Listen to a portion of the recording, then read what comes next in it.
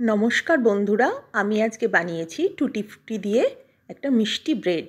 এটা খুবই সুন্দর ফ্লপি হয়, একদম দোকানের মতন।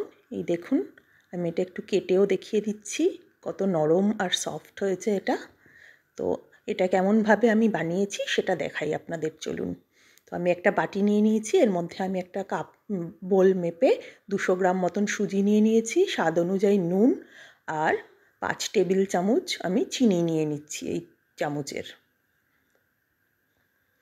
এবার আমি এর মধ্যে নিয়ে নিচ্ছি যে বাটিতে আমি সুজিটা নিয়েছি সেই বাটিরই 1 বাটি আমি দুধ জাল দিয়ে রেখেছিলাম আগে থেকে, সেই দুধটা নিয়ে নিচ্ছি।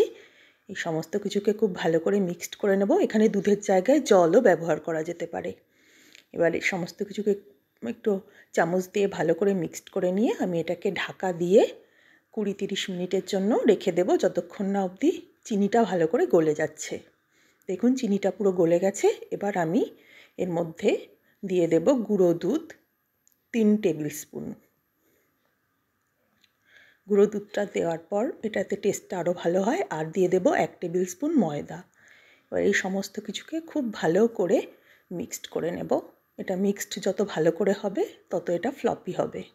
এবার আমি এর মধ্যে মেল্ট করা বাটার দিয়ে দেব। এখানে কেউ ঘি অথবা সাদা তেলও দিতে পারেন, যার যেটা ঘরে আছে সেই অনুযায়ী দিয়ে করবেন। এবার এই সমস্ত কিছুকে খুব ভালো করে আবারও মিক্সড করে নেব। এবার আমি ছোট সাইজের বাটি নিয়ে নিয়েছি কয়েকটা, এর মধ্যে একটু বাটার দিয়ে আমি এগুলোকে ব্রাশ করে নেব, যাতে এগুলোর গায়ে লেগে না যায় ব্যাটারটা। তো এখানেও আপনারা বাটারের জায়গায় সাদা তেল অথবা ঘি দিয়ে ব্রাশ করে নিতে পারেন। এই যে হয়ে গেছে আমার বাটিগুলো ব্রাশ করা। এবার একদম লাস্টে গিয়ে আমি এর মধ্যে বেকিং পাউডার দিয়ে দেব, আর 1 টেবিল স্পুন বেকিং পাউডার আর 1/2 টিস্পুন বেকিং সোডা দিয়ে এটাকে একটু মিক্সড করে নেব। এটা একদম লাস্টে দিতে হবে, আগে আগে দিলে হবে না, জাস্ট বসানোর আগের পর্যায়ে এটা মিক্সড করতে হবে বেকিং সোডাটা।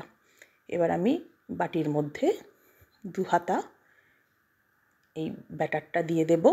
এটা যেহেতু বেক করার পর ফুলে উঠবে, সেই জন্য যাতে একটু জায়গা থাকে এইভাবে দিতে হবে। দিয়ে আমি এটাকে একটু ট্যাপ করে নেব, ভিতরের এয়ারটা যাতে বেরিয়ে যায়। এবার আমি একটা কড়াইকে প্রিহিট করে নিয়েছি 10 মিনিট মতন। এবার এটার মধ্যে আমি বাটিগুলোকে বসিয়ে দেব, দিয়ে আমি ঢাকা দিয়ে এটাকে হাই ফ্লেমে 10 মিনিট কুক করে নেব। 10 মিনিট পরে আমি ফ্লেমটা বন্ধ করে এটার ঢাকাটা সরিয়ে এবার আমি কিছু টুটি ফুটি নিয়ে নিয়েছি। এই টুটি ফুটিগুলোকে মিক্সড করে এর উপর দিয়ে ছড়িয়ে দেব।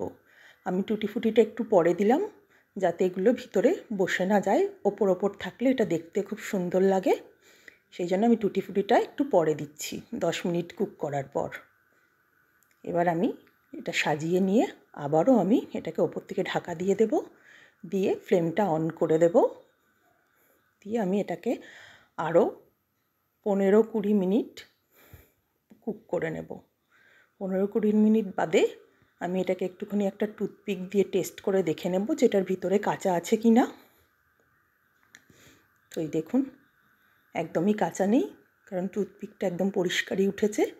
তো এইভাবে আমি এটাকে আরও কিছুক্ষণ ঠান্ডা হওয়ার জন্য নর্মাল টেম্পারেচারে আনার জন্য ঢাকা দিয়ে রেখে দেবো। তারপরে এটাকে নামিয়ে নেব, নিলেই রেডি হয়ে যাবে এই মিষ্টি ব্রেডটা, টুটি ফুটি দেওয়া মিষ্টি ব্রেড। এটা খুব ইজিলি বাটি থেকে বেরিয়ে আসছে, কোনো অসুবিধা নেই।